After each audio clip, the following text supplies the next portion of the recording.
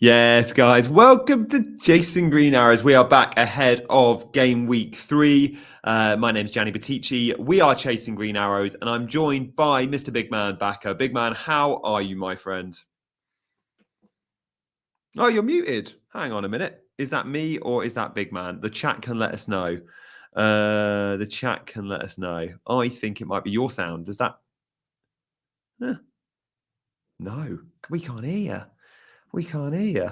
I'm guessing, yeah, muted. Okay, so Roger Ever said muted indeed. So I'm guessing that means Big Man is muted. So we're going to sort those technical issues out, and we are going to come back to Big Man in just a second. That's good in a way, because I thought it was me. And if it was me, sorting my mic out would take way longer and be way more complicated than Big Man sorting his out. I bet he's way better at tech than I am. Anyway, how are we all, guys? Stay tuned. Big Man will be back in 30 seconds or so, I am sure. And until he is, let's have a look at some of you in the chat. We've got Down Under with us, Lewis, CH, British. Hi, Johnny. Can you hear me now? Big Man is back. Brilliant. How are you, mate? I'm all good, Johnny. I hope you're well. Hello, welcome to all the listeners and viewers. You must be buzzing out of the sun praise. I mean, it felt like a hat trick given the double-digit return at the weekend. But yeah, many congrats, mate. I thought of you especially when you scored the 4th, and then I saw your Instagram story where you were going crazy. So yeah, well done. Congratulations. Thank you, mate. I was really happy because Saka really stung me in game week 1 with his 12-pointer compared to Son's 2. And I was stressed about that. And actually, I had no reason to be because they're both on 18 points now. And they're probably similar price, similar output assets at the moment. So, yeah, happy with that. It was nice to see Son down the middle, though. Solanke out, I think, is going to be good for Son. So let's see. Maybe the same in game week 3. Yeah, and so far, we haven't really heard any news on Solanke. I mean, if he was in training, I'm sure we would have heard something about it. Yeah. So, yeah, it seems unlikely that he's going to be back at the weekend. I may be wrong, but yeah, let's see. Yeah. How about you? Not the best of weeks, but still happy with your team and looking forward, because you've been unlucky with the likes of, Bruno and Eze have been the 2 biggest underperformers so far this season, pretty much. They've been really unlucky. Yeah. Especially Bruno, actually. He's been the biggest underperformer. Eze has underperformed as well. So between them, they have an XGI of 3. Exactly. Wow. 3. So they were expected to return thrice. They haven't given me a single return. So I'm not going to beat myself about it. I still think the decision was fine. Even in hindsight, I mean, they've played well. They've just not been lucky to get returns. And I must sound like a broken clock at this point because, I mean, I think at the very same stage last season, I was speaking the same about Bruno. And it's sort of continued. And I mean, it is what it is. I'm not going to change my plans drastically as such. I'm just going to hope that the underlying data will finally translate to some points in the field, and hopefully I'll sort of fight back in terms of my rank. Oh, I've no doubt the underlying data will balance out. It almost certainly will do at some point. It's how patient will managers be with the likes of Eze, Bruno, but also others. And today is all about answering the 3 big questions. We're going to show Big Man's team as well. And the 3 big questions this week center around, I've not actually looked. I'm guessing, Big Man, captaincy, Inkunku replacements, and something else. Salah plans? Nkunku replacements, Fernandez and Eze, which is the big one, and we'll sort of dive deep into the data regarding them. I think we'll also discuss the wildcard. Actually, I see quite a lot of managers on wildcard, so let's discuss the wildcard in detail as well. And while we're doing that, we'll sort of touch on Palmer, Watkins, all these guys as well. Yeah, what's your take on the wildcard? Because I know, just like me, you would have not considered it strongly per se, but you would have looked at it. I've looked at it. I'm not going to do it, but I was slightly tempted. I looked into it and thought, if I wildcard now, I will make X changes. And from my current team, only 5 would be in my 15 wildcard man squad. I would be making 10 changes. So let's discuss with the wildcard discussion. I mean, now that you've sort of brought it up, I mean, I sort of tweeted this morning. I think there are pros and cons to it. I think it has some merit. I'm not against the idea of wildcarding this week, especially if someone has, let's say, a lot of fires to put on their team. I mean, I'm speaking of Barco, Konza, and Nkunku, all these guys, Eze, Bruno, etc. I mean, I still think Eze, Bruno are perfectly fine to hold. But let's say I know a few managers who couldn't stomach the price drops and who've already wildcarded and activated it. In which case, I mean, I don't think it's the worst idea. I am not doing it because I think there are more cons to it than pros. But let's speak of the merits of wildcarding first. So, firstly, it helps build team value, as mentioned earlier, with the volatile price changes. It helps get rid of the deadwood, like the players I mentioned, and then it also allows you to jump potentially ahead of the curve by jumping on the likes of Palmer for his fixtures. Villa's fixture run is excellent. We'll speak more about it. So Watkins can be, someone you can jump on. All these kind of guys, and then you can also get Salah if you don't have him in your team. Like both of us don't, right? So Salah is obviously a big carrot of going early on the wild card. Why I don't like it, I'll speak on for my team personally. Firstly, it's just 2 weeks of information. So I mean, I still don't think that's enough to sort of base a long-term team on, because it's not enough of a sample to make concrete decisions. Secondly, there are no apparent fixture swings in play. So for example, when you look at the fixtures this week, Arsenal and Brentford have the best fixtures, right? Brentford are playing at home to Southampton, Arsenal are playing at home to Brighton. But then in the next 2 weeks, Brentford are playing. Yeah, exactly. Both Brentford and Arsenal are playing City and Spurs in their next two fixtures. So it doesn't really make sense from that point of view. And I mean, I also think that it's now that the Ipswich fixture is out of the way in particular, I think the Salah draws are much stronger than the Haaland ones. Wow. And I am almost certain that when I wildcard, it is unlikely that I pick both in my team. So I think I'll pick Salah over Haaland if both are fit. And I don't think this is the week to do that because Haaland is probably the best captain against West Ham. What is your take on this? If I was wildcarding this week, there's absolutely merit to going without Haaland. And I think 50% of those wildcarding this week will have no Haaland, and the other 50% will have Haaland and Salah. Everyone, of course, wildcarding this week is going to have Salah. I get it that there's perhaps no big fixture swings, and I think Arsenal are a big problem for those on wildcard this week. I still much prefer a wildcard next week or a wildcard game week 6 to this week. But I don't want to discourage anyone that's wildcarding right here, right now. If it's suitable for your team to do it, yes, we don't have a huge amount of data, but we've had 2 good lots of 90 minutes to watch players. We've seen some of the risks out there, like a Lewis Hall or an Nkunku or a Kwanzaa, so we can avoid players like that. And the transfer window will be closed on Friday, and our deadline is Saturday, so we can react to any news. Let's say, I don't know, Ramsdale gets a move, and we go, Ramsdale's the number 1 for Wolves. Is he a good 4.5 option? Whatever. It's not for me, but I don't want it not to be for anyone watching. And we've got a poll. Are we going to wildcard this week, yes or no? And I expect the vast majority will be on no, but I know there'll be a fair few yeses. And at the moment, 1 in 5, around 20%, are looking to wildcard this week. And I don't mind that. Yeah, I don't mind that. Big man, when do you think you'll, like, do you look at it this week and go, definitely not, but maybe next? I think currently for my team, I'm looking at a window between game week 6 and 8. And this is obviously assuming that nothing else changes. For example, if there are a couple of injuries in my team, I mean, I could easily pull the trigger, right? Because I think my team is sort of on the precipice of a wildcarding. Mine too. With a couple of injuries, right? So, for example, if last night, if we, let's say Feze got injured, right?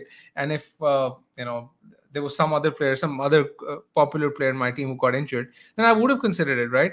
Because initially when I sort of made my team, I wanted to have Haaland for the Ipswich fixture. I wanted a robust team for the first 5-6 weeks. And I think it is still... I can still sort of limp towards game week 6, to be very honest, or game week 7 for that matter. But I don't think I can hold out much longer. I think 6 or 8 is probably the limit to which I can go to. I think game week 4, 6, and 8 are the ones for people who want a wildcard in this window. Because for game week 4, so the basic idea of wildcarding in 4 or 6 is that Arsenal have tough fixtures in 4 and 5, as mentioned earlier. Liverpool have home fixtures against Forest and Bournemouth in the same time spell.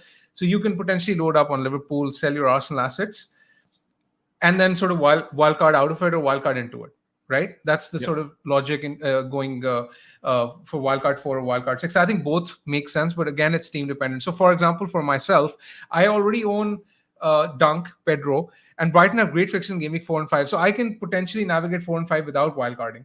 But for other teams, for example, let's say for a team with double Arsenal defense, it's going to be difficult to navigate 4 and 5 because Arsenal have tough fixtures, right? So you can potentially load up on Liverpool in 4 and then save up and then use their free transfers to get Arsenal game week 6 and 7 when they're playing Leicester and Southampton at home. So that's the point I'm trying to make. I think they're all very valid points and strong reason to hold out if you can. And I guess that would be my plan. I've got a lot of players like you, though. You said you're an injury or two away from being on the precipice, and I feel like I'm already on that. Like I have, many would look at my team and go, "It's a wildcard team." So let me just read out some players that I own. I own Ben Johnson, not great. I own Barco, dead asset.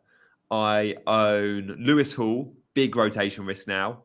I own Nkunku, big rotation risk now. And I own Solanke. Many would see those 5 and go, you have to wildcard. But I actually like all the other 10 I've got. Or I like a lot of the other 10. I mean, so it's not enough what I of was a going to reason come yet to, for me. I mean, you can use your free transfer. I assume you have at least one free transfer to just sell one of Solanke and Nkunku. And I know that you have a playable front 8, right? You're going with the front 8. You don't have wings, right? Yeah, you've got Rogers. Exactly my point. So you can just bench one of the deadwood, like one of Nkunku or Solanke, play the other, and the rest of the 3 spots are not really relevant for the next 2 weeks, right? Because they're like 4 million defenders, 4.5 million defenders. I mean, you can limp through, right? And this, especially this week, because when you look at the fixtures this week, I don't think this is going to be a very high scoring week because a lot of the fixtures are sort of difficult to call. When you look at defenders in particular, for example, Arsenal and Brentford are the teams that stand out for clean sheets, right? Not a lot of people have Brentford defenders. Arsenal have a decent fixture, but I would still expect Brighton to score given the way they're playing.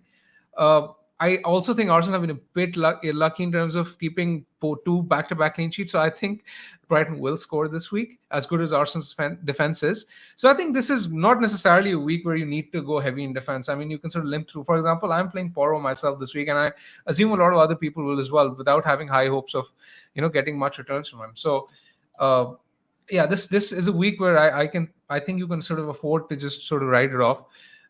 And game week 4, 5, 6, those are the weeks where you can then make big gains.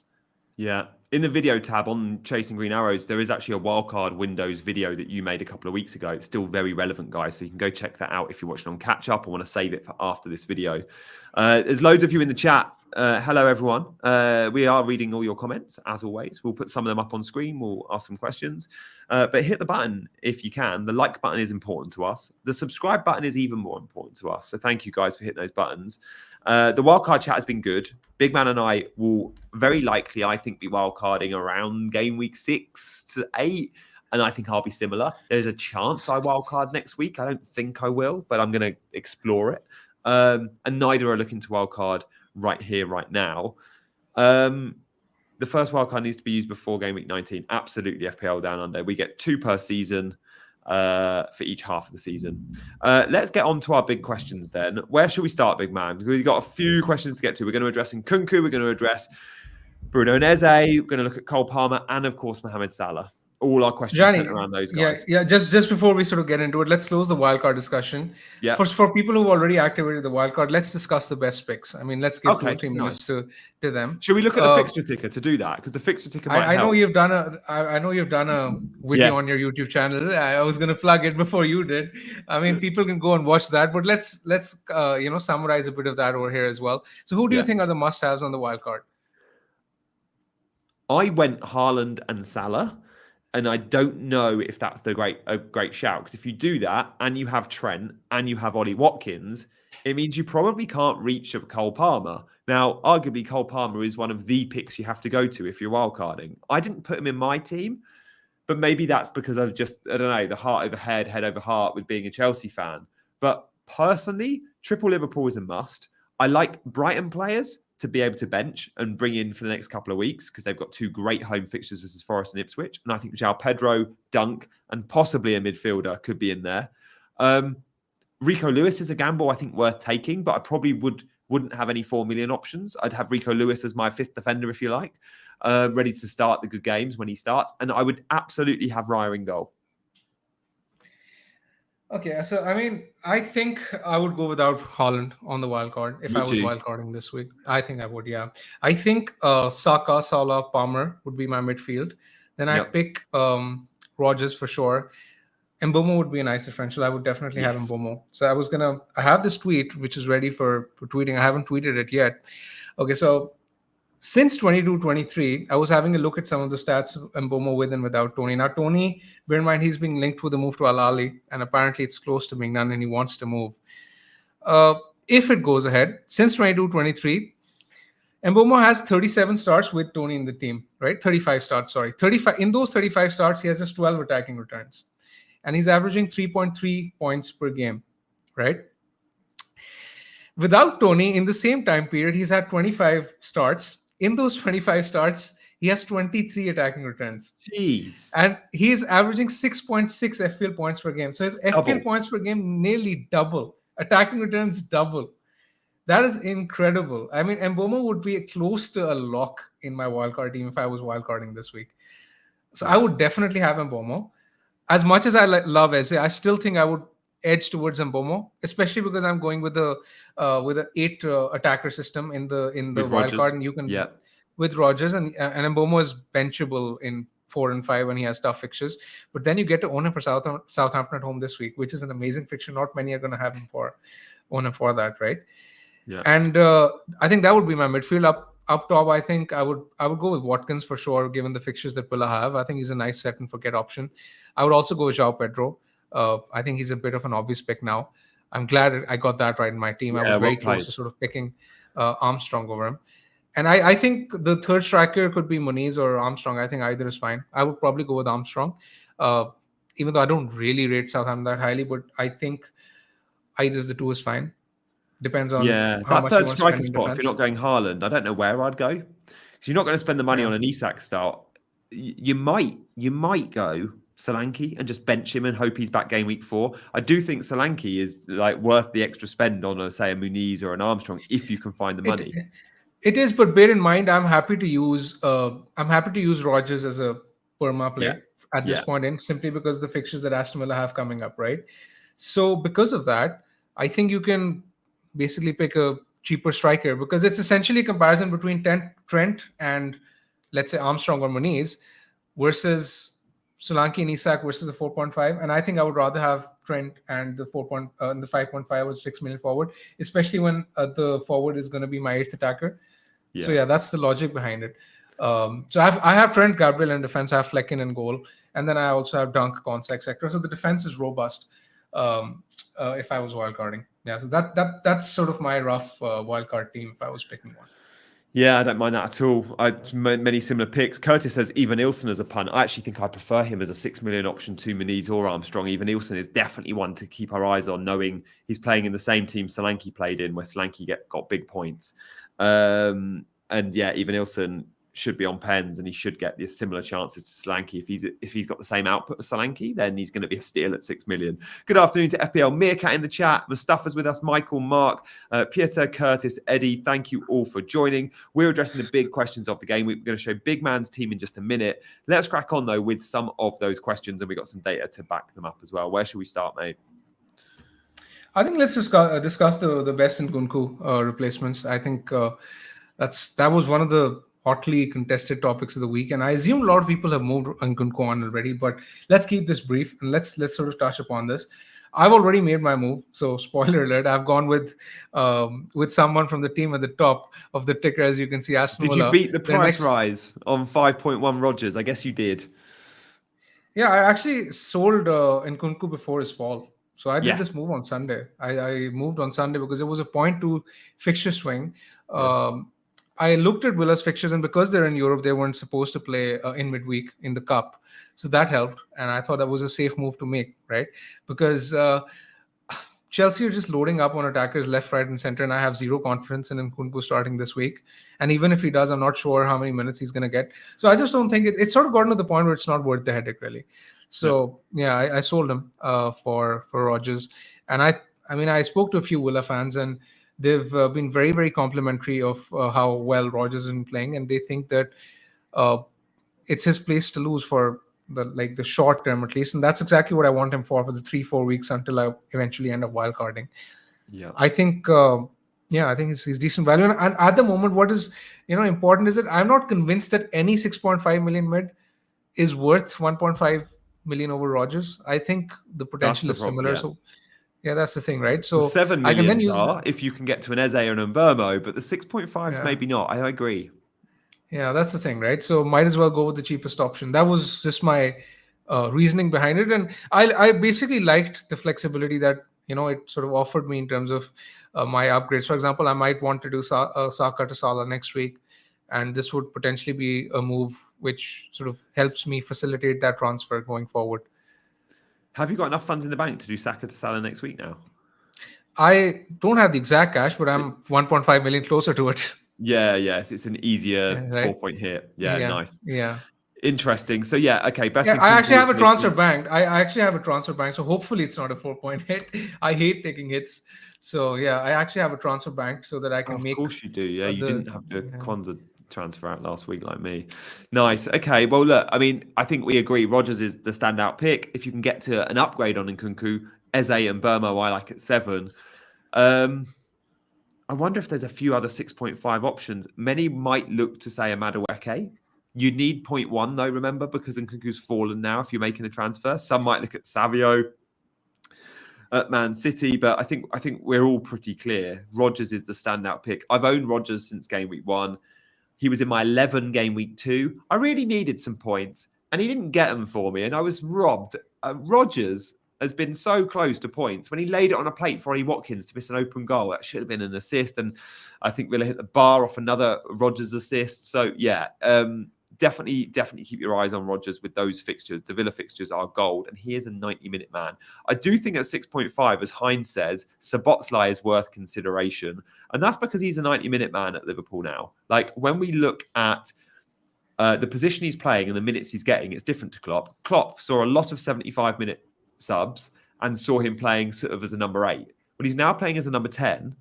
And unlike Jota and Diaz on the left, and even on the right, Salah in game week 2, all getting subbed. No, Szoboszlai's had 2 lots of 90. And I think at 6.5 million, I know he doesn't have the set pieces that we perhaps hope for. I think he's going to be a really nice play for those that perhaps want triple Liverpool but can't reach a Mo Salah come game week 4. And when we look at those fixtures game week 4, Forest at home, Bournemouth at home. And then it's Wolves away, Palace away, Chelsea at home. It's a good run for Liverpool. Triple Liverpool feels like a must, doesn't it, big man? Even if you don't go Salah. I wouldn't say it's a must, but like there's big potential to it for sure. The only sort of thing that would sort of put me off is if you want, let's say, some other player from Liverpool and you might be, let's say, locked out of tripling up. Because Szoboszlai is a good option, but I'm still not sure if he's the optimal pick from Liverpool. I mean, coming to the replacements, I'd like to touch upon what you said earlier. I think the best replacements are actually in the 7 million price range. So Eze and Bomo.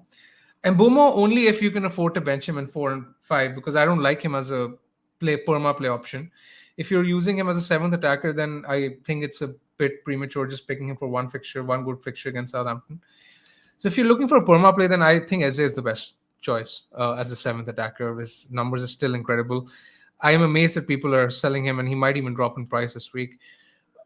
I mean, I think he's more of a buy than a sell, if I'm being totally honest. Agree. In the 6.5 million mids, I mean, there are a few options. I don't like buying Mitoma this week because of the fixture. I mean, Arsenal away is not exactly the best entry point. Then it's the worst. I'm still exactly. I'm not exactly convinced about Madueke's minutes either. I'm just not willing to play that roulette. I mean, I don't trust the manager, to be very honest. I mean, I've just been bitten by the rotation, so I don't want to go there again. Smith Rowe is nice actually for his price and fixtures. I don't think Smith Rowe is a bad pick. He's a decent pick. I think Gibbs White is fine as well. I like Gibbs White as well, if I'm being honest. I think Gibbs White is not bad, especially if you can afford to bench him in 4 and 5. That's, again, one of the problems with Gibbs White is that, Forest's fixtures are sort of turning out for this week. So, yeah, these would be the picks I would consider. Any names I've missed, Jani? No, you've covered all the main bases. I like Smith Rowe and I like Rodgers as the 2 downgrades, and then I like the 7 million guys as the upgrades. But one thing I would say is, as someone that owns Nkunku and was tempted to sell him when I knew he was going to drop in price, but I wasn't 100% sure I wanted to go, and I already owned Rodgers. If I didn't own Rodgers, I'd have made that move when Big Man did on Sunday and beaten the 0.2 price difference. But if you're sat here watching now and you've still got Nkunku in your team and you've missed that price drop, I would be tempted, genuinely, to keep him one more week. And if you keep him one more week, there is a chance he starts versus Palace at home. And if he doesn't, having 2 free transfers next week to move Nkunku on might be needed because you might want to convert Nkunku into an Eze, or you might want to convert Nkunku into Mbermo or whatever. Probably not next week, Mbermo. But if you're doing that, you're going to need 2 moves unless you've got money in the bank. So I like that option, and that's something I'm considering doing. I also think there is a very good chance Mudryk was poor last time out on the left-hand side. Now, Pedro Neto, in theory, should come in and play there. But if Pedro Neto gets 60 minutes on Thursday night for Chelsea, which is a very strong possibility he does, Maresca has said Pedro Neto is not ready to play or start 2 games in a week. Pedro Neto, if he gets 60 on Thursday, will not get 60 on Sunday. And if he doesn't get 60 on Sunday, I think Nkunku could be starting on the left-hand side. One last week, maybe. Gianni, just for further clarity, this is assuming that you bench Nkunku this week, right? I have Solanke too, and I also have Lewis Hall. So at the moment, I actually have Lewis Hall and Solanke on my bench and Nkunku in my 11, in my bus team. And I'm still thinking of rolling the transfer. You're not going to sell Solanke? Don't think so.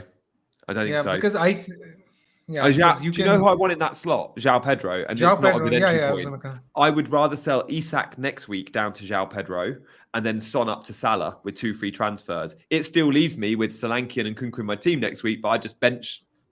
Well, Solanke should be fit and I'd bench Nkunku. And it gets me with 2 free moves, Son to Salah, Isak to Pedro. Rolling for this week might be the move for me, even though I suffer this week having to start an Nkunku. Having 2 frees next week to be able to have a Salah plan could be really good. We'll get to your question in a minute, Michael. I mean, I totally get what you're saying. I think it will give you a lot of flexibility in the coming weeks. It's just that I don't expect Nkunku to start this week. And that's what might eventually sort of come back to bite you. I might have to just take that. I guess I'm 50-50 on whether or not he starts. I'll know more after Thursday, but I guess I just have to take that 1 pointer off the bench in 30 Gianni, minutes. Is there no way that you can downgrade Solanke to Pedro this week and then upgrade Son to Salah in one move? No, don't think so. I think I need 2.5 million and Solanke's 7.5, isn't he? And I think João Pedro is 5.5. So yeah, I'd be 0.5 short. 0.6 now, actually. 0.6. Yeah. But Isak down to João Pedro and keeping Solanke, I don't mind. Because look, when we look at Spurs' fixtures, let's assume Solanke's fit. Like, okay, Arsenal's not great, but Brentford at home, Man United away, Brighton, West Ham, Solanke's going to be a good option from game week 5. And Isak, I already have Gordon, remember? I don't feel the need to go with double Newcastle attack. I've not seen enough from them. Now, Isak to João Pedro and Son to Salah, I think I've got a 0.4 buffer. I can definitely make that move next week. Yeah, I mean, I hear you because it's basically the Salah conundrum, right? You sort of have to. Well, let's get to Salah then. Do we both feel like we need Salah game week 4, or can you just go? I've got Jota, I've got Trent. I might buy a Luis Diaz or a Szoboszlai if I feel the need, but I can go without Salah. Or do we look at these fixtures and go, Salah's a must because it's Forest at home, Bournemouth at home, Wolves away, Palace away? I don't think he's a must-have by game week 4, but I think he's highly advisable to own in game week 5 at the latest, because game week 5 is going to be the big one where everyone's going to potentially end up captaining him at home to Bournemouth because City are playing Arsenal that week, right? Yeah. And in game week 4, you can potentially captain Haaland. I think Haaland is probably the best captaincy option as of now. So. I mean, at home to Brentford. So you don't necessarily have to get Salah in 4 because I still don't think he will be mass captained. And he may not even be the best captain in game week 4. But it's actually more appealing because for me with Saka and Arsenal's fixtures in game week 4 and 5, and for you with Son, and Son's tough fixture against Arsenal in game week 4, it makes sense for us to actually make that transfer in game week 4. But I think it's what is important at this point in time is to have the flexibility to potentially move to Salah in game week 4 without actually locking it in. So who knows? Things might change in game week 4 and we might have other pressing issues to tackle, right? International break injuries. Who knows? Exactly. So I completely like your idea, even if you're sort of foregoing, one attacker this week and you're right. I have João Pedro in that slot. It's not a huge difference, right? I mean, he's playing Arsenal. True. So I sort of hear you and I get the logic because it then allows you to play more freely next week. And next Yeah. week is where the big points are going to come. So yeah, I sort of get where you're coming from. Having two frees next week would be I think key. I would do the same. Do you know what? Having 2 frees next week, big man, might just stop me from needing to wildcard next week, or that temptation. So again, I think it's big. I think having 2 frees next week is big. And then I guess there's also in my team, there's problems around the defenders. But if I have to play a Johnson against Fulham, yeah, I have to play a Johnson against Fulham. Like, it's not the end of the world. Gianni, having looked at your team, I think you can potentially get away without wildcarding in 4 because, I say that because you need Salah, but then your make way to Salah is through Pedro, right? And Pedro and Salah are probably the 2 best players to sort of have on a wildcard in 4. Yeah. You can get them with 2 frees anyway. And you don't own an Arsenal defender, which is going to be a problem in game week 4, right? Yeah. So your defense is all right in 4. Your attack would be sorted with 2 free transfers. So you can potentially limp through till 6. I think we might end up wildcarding at a similar time. I know. I really didn't think we would, but we're on. The more you talk about my team, and the more I think of your team, we're on very similar, different looking teams, but similar strategies and the types of players we want to chase, which is really interesting. And I think FPL this season, I don't think there'll be a set template. I think there'll be lots of different wildcard dates, and I think that's really good for the game. Me and Big Man will have basically teams, but same wildcard. So basically, your Hall is my Konsa, and and your Son is my Saka, right? And both Saka and Son have sort of poor fixtures from next week, so you can see the similarity. Yeah, and you've got an Eze where I've got a Gordon, for example, or Zhao. We've got differences, but in terms of those big players, that's the difference. So okay, let's move away. I think we did have a question come up from Michael earlier. We can bring that in, Michael, and then we can get to our next topic as well, because we've got to talk about Cole Palmer as well. If you're watching, there's 400 of you. Please do consider subscribing to Chasing Green Arrows. We go live every Monday, Wednesday, and Friday. What's your take? Please like the video as well. Yeah, exactly. Hit the buttons. What's your take on Semenyo? That's an interesting one. I'm still not a huge fan of Bournemouth's fixtures. Is the slight issue? Everton away is never an easy fixture, and they have Liverpool and 5 as well. Yep. Are you convinced that he's gonna take penalties as well when Evan Nielsen is there? I'm not sure. I think Evan Nielsen might end up taking penalties, or even Kluivert could. I'm not sure about that. I think Semenyo is an okay pick. Okay, let me put it this way. I'm still not sure he's 0.5 million better than Rodgers, especially with the fixtures that Rodgers has. That's basically my counter. Savio is an option. Mustafa is asking. We're not convinced about his minutes. So yeah, he could be an option. He could not be. We never know with Pep. Ashish is asking Smith or Rodgers. We've already sort of discussed this. I think both of them are decent picks. Yeah. Nothing wrong with owning either. Yep. No, I agree. I've just seen, Chiesa to Liverpool, by the way. That's very exciting for football news, but probably not an FPL thing yet, because he's not been the same player since his injury, and he'll be a squad man. But yeah, it's exciting. It's exciting for me. I love Chiesa. Do you think they'll sell an attacker? Maybe Darwin goes? I don't know. They've got too many of them, and Darwin to Arsenal rumours are there. It doesn't. Yeah, they were surfacing last night. Arteta has gone and bought Gabby Jesus, works really hard for the team but can't finish. Kai Havertz, who at the time worked really hard for Chelsea, couldn't finish. And then Darwin, who's the same type of... Arteta likes players that can't hit a barn door. I get it. But no, he has the centre-backs to score. Yeah, exactly. Yeah, and Saka. I think Darwin would fit in really well at Arsenal. And it will be a really interesting one for FPL if he went to Arsenal. Because Darwin's cheap, right? It was 7.5 million this year. Yeah, I think he's dropped in price as well. 7.4. Adam says, what do we think of 7.3 actually? He's dropped twice. He's dropped twice. He's 7.3. The price drops have been insane so far. I don't think we've ever seen anything quite like it. Bruno and Son to Palmer and Bailey.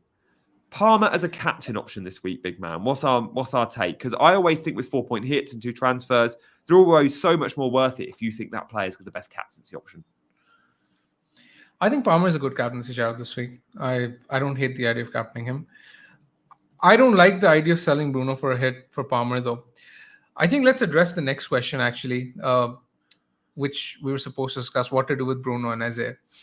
Yeah. Now, I mean, I'm probably going to look like an idiot sitting here saying that, both of them have, failed in back-to-back weeks. But when you look at these stats where Bruno's top for non-pen XGI, Eze should have had an attacking return as well. And you actually look at Palmer, who's actually sitting on the same non-pen XGI as Eze, and Palmer's got 17 points, I think, last week, and Eze Wow. blanked, right? Yeah, that is So huge. this is basically a classic case of variance, where there's nothing wrong with the player you've selected. It's just come down to bad luck. So I Yep. won't swap one for the other, especially the cost of a hit. I would never do that. Palmer is a good pick, and as mentioned earlier, he's probably one I would have on the wild card because of the fixtures. But I won't necessarily go out of the way to sort of shoehorn into my team for a hit, right? I don't think he requires that kind of surgery because the players you've picked are perfectly fine. Would you captain Palmer this week if you owned him? I think I would still go Haaland, but I think it's a very close call. So It's a I very won't close. put anyone. Do you I won't have put them anyone clear off the it. best two? Do you have them in a different bracket to Salah and Saka this week? I think Haaland, Palmer, Saka are all pretty close. Even Salah is fine, but I don't think I'd captain Salah if I had him. I think I would probably go Haaland, Palmer, Saka in that order. I'd go Haaland, Palmer, Salah, I think. God, why am I so anti Bukayo Saka? I love him as well. I really rate him as a footballer. I love him as a person. And I literally, he's not been in he's in every content creator's team. He's not in mine. Like, here I am saying he's not even top 3 captaincy this week with a home fixture against Brighton. Like, yeah, I don't know what it is. But yeah, Saka not for me just yet. I mean, of course, I've owned Saka in FPL. I'll probably own him in a few weeks' time, but just hasn't been my guy yet this year. What else does this chart tell us in terms of, well, Bruno right up there? It tells you that Semenyo is doing really well as well. Yeah. What about De Bruyne, the forgotten man? I mean, I still don't trust him for minutes, especially with the Champions League coming in. Yeah, that's the big issue. Isn't it? And Maddison, 7.5 mil. I mean, he was amazing. I thought he was player of the match against Leicester game week 1. No one spoke about him because he didn't. He went off at 75 minutes, and I think he did get the assist, but I thought he was spectacularly good. And when Spurs are functioning well in attack, Maddison's a dangerous FPL option.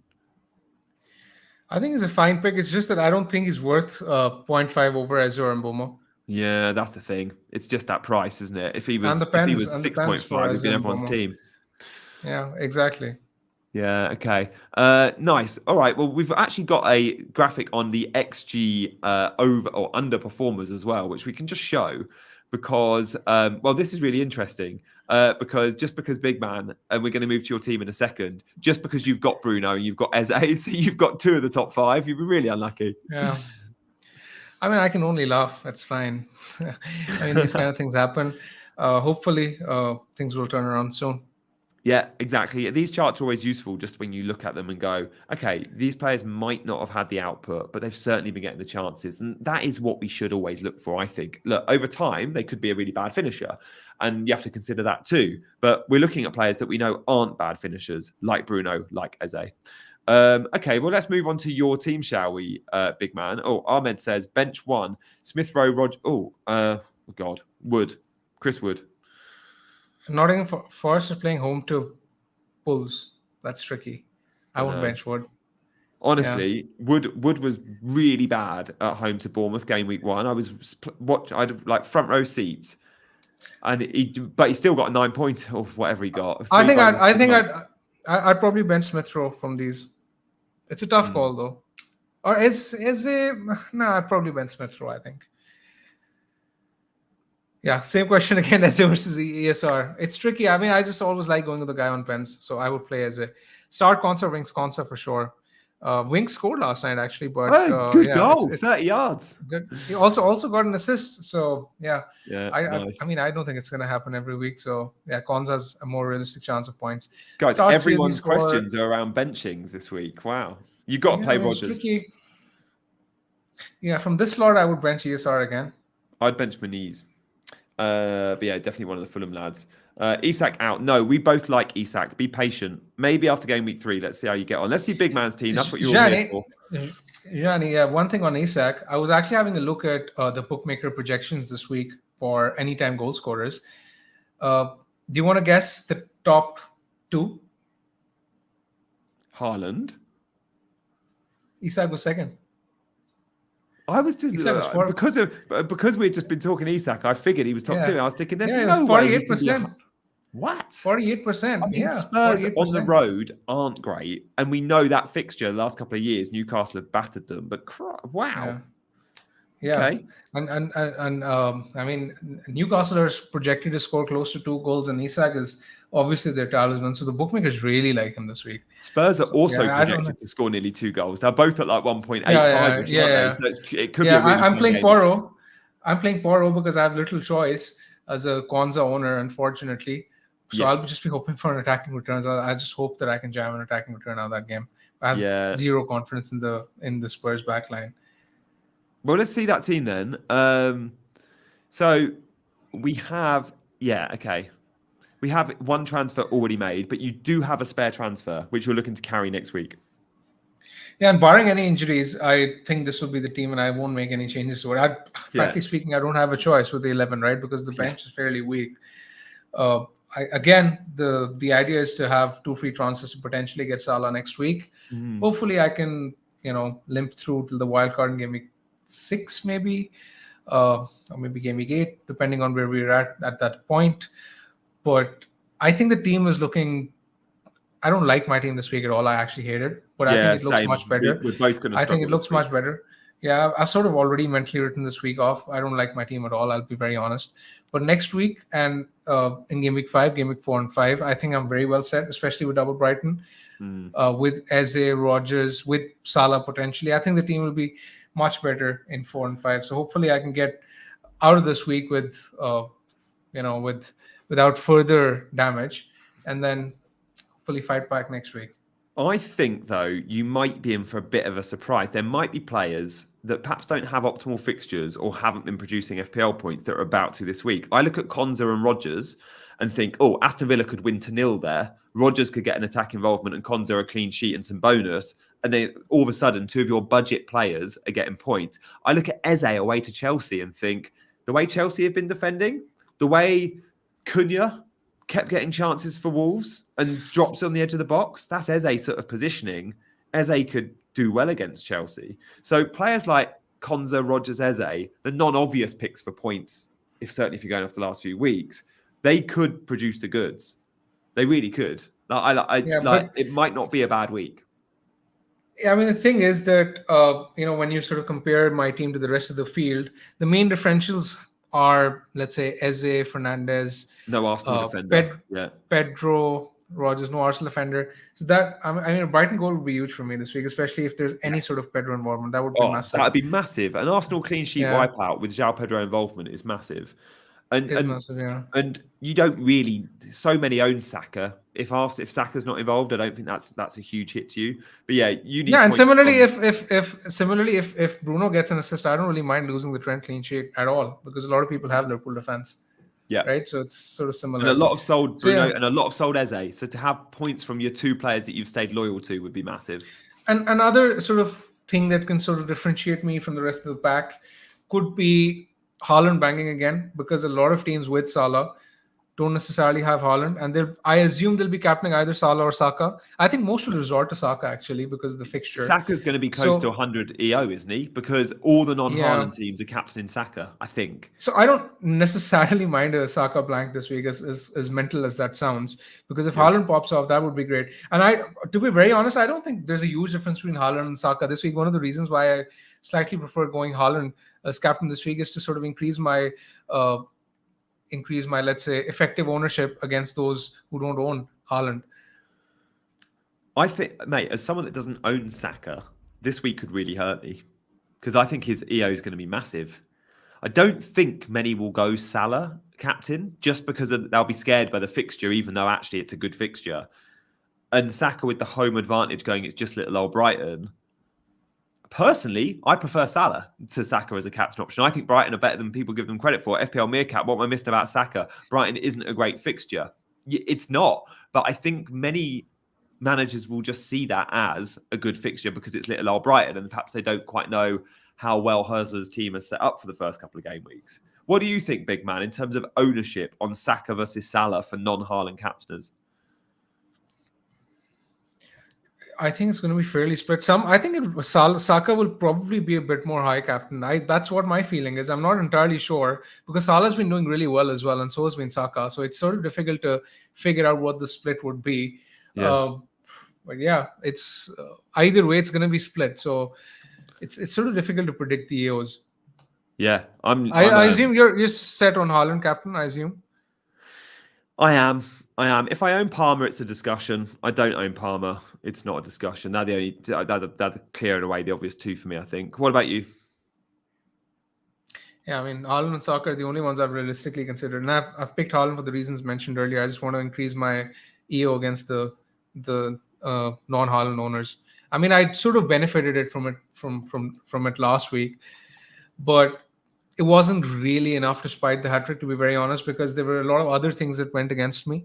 For example, the Bruno Eze Hall blanks as compared to the likes of Jota, Smith Rowe scoring, Arsenal keeping a clean sheet. So these kind of things sort of even things out. I did consider the triple captaincy actually briefly on Saturday. I did consider it. Oh, I didn't. To be fair, I did consider it, but I didn't do it. I was sort of chatting to a few friends. A few of them went ahead with it, and I mean, fair play to them because it was a very brave call using it in a single game week. But yeah, it's also something which it sort of annoyed me. I was really happy that Haaland hauled because it eventually it sort of brought me close to those who didn't own him. But yeah, at the end of the day, I think it would be much better had I triple captain. Shishant is asking, does Eddie Nketiah play straight away for Palace? We don't have any news on this. It's sort of tricky to say. This is a bit of a strange decision from Nketiah to move to Palace because Mateta has been performing really well, but you'd assume that he's not gone there to sit on the bench. Honestly, it's so bizarre. Like, Palace play with one number 9. They don't play with 2 strikers. They play with wide forwards. So is Nketiah going to be a wide forward? Is he going to reinvent himself? Because Mateta can't play that role, but Nketiah could. And obviously Jordan Ayew's left. I don't know. It's a weird one, that. Like, you spending that sort of money for Palace as well, you'd think it's someone to come in the 11. But Kamada played well again last night. Yeah, interesting one to monitor. Nkunku to Foden or De Bruyne for free. We don't know if Foden's ready to start. He's obviously had illness and little pre-season. If I was looking for a short-term punt, De Bruyne maybe, but just no, De Bruyne is going to suffer from Pep Roulette when Champions League starts.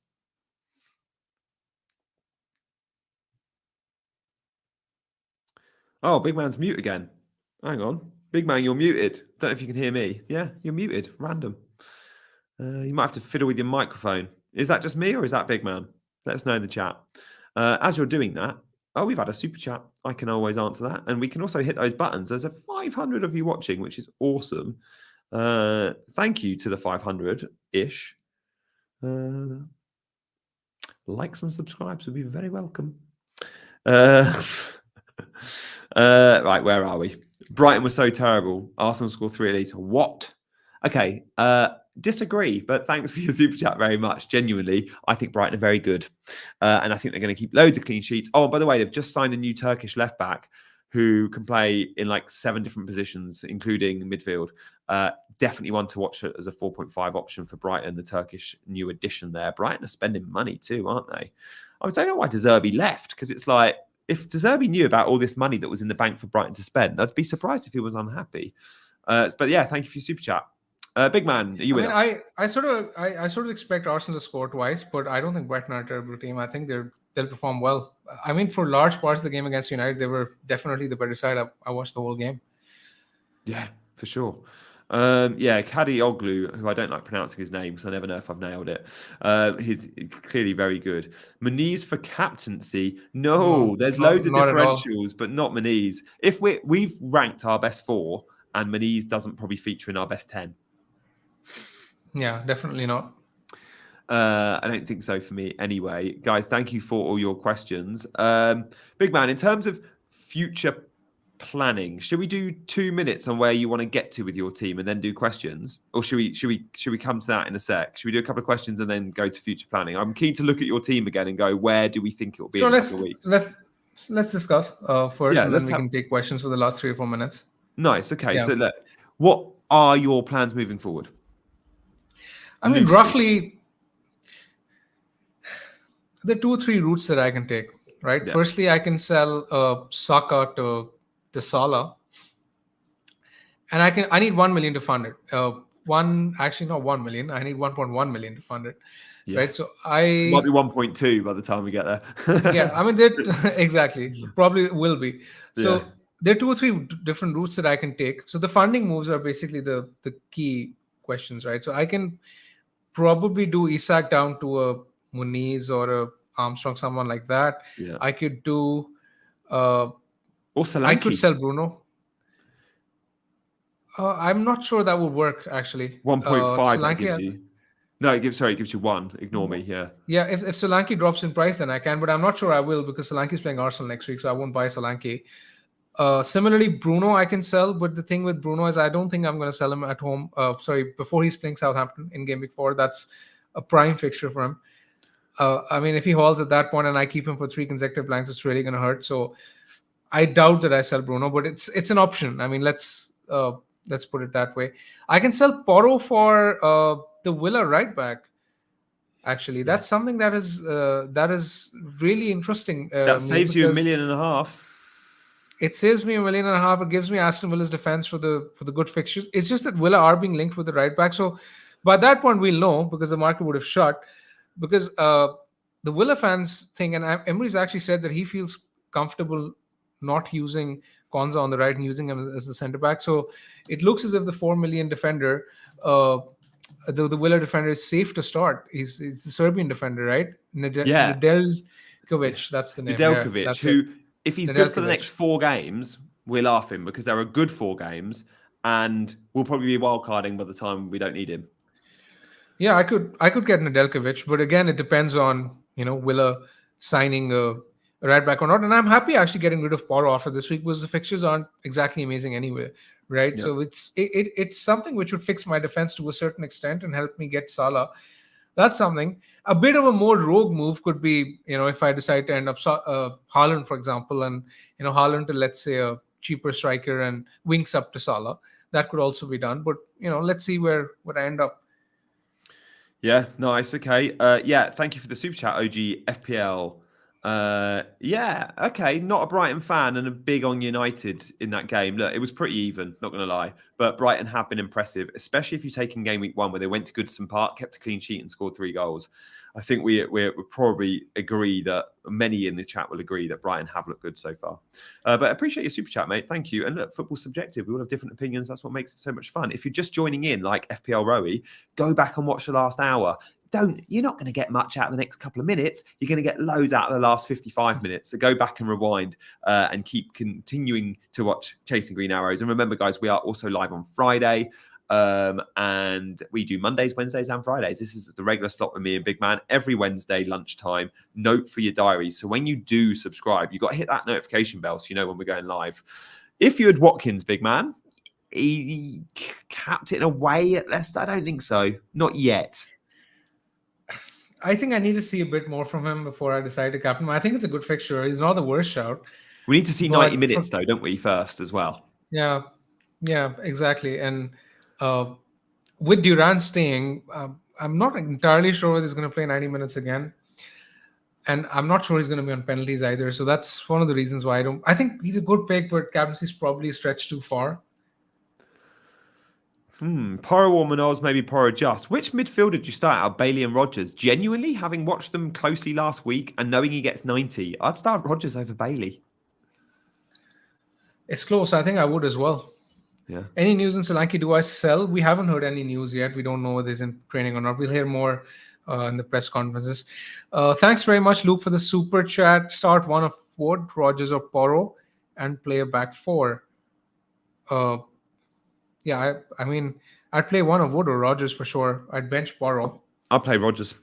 I'm so big on Rodgers. Remember that first I think half? I would as well. Leicester Spurs. Spurs should have been 3-0 up at half time. Villa could go and do the same to Leicester. Let's see. And Fulham, actually, I'm not sure if you caught the game, John. Fulham were really good against Leicester. They sort of controlled the whole game. They should have scored more. Yeah, they should have scored more. I was following. I watched the first half, and then I was sort of following the commentary. And the equalizer, which Fai scored, it came against the run of play. Actually, Fulham we both were sort of controlling the game. I didn't. I Oh, didn't. I didn't. So I I won. actually celebrated that goal. I celebrated that goal, but then he got the assist You in got to the see it. second half. I tell you Yeah. what, he nearly So got a second assist as well. The cross for the Muniz header was so good, and it just yeah. whistled past the post. Robinson is firing at the moment. Yeah. So I mean, Leicester aren't very good, basically, in short. So I'd expect Villa to win comfortably. Amrit is asking, I made the transfer Solanke wings to Pedro Monday. Okay, is this a good move, or would Isak, Solanke, Tim Muniz, Watkins would have been better? You've already Um, made it, Amrit, so don't worry about it. yeah, it's. I mean, it's done. What's the point of discussing now? Thoughts on Don't beat Marino? yourself up over it. We like it.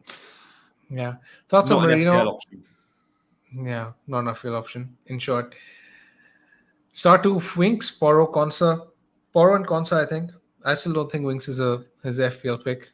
No, I don't think so either. We'll do one last question from Darius. Who to bench? Jota, Smith Rowe, Rogers, or Muniz? Guys, these sorts of questions, we can try and answer loads of these on Twitter as well. And likewise in the comments. So if you've got questions, drop a comment and the guys at Chasing Green Arrows will get back to you. So comment on the video.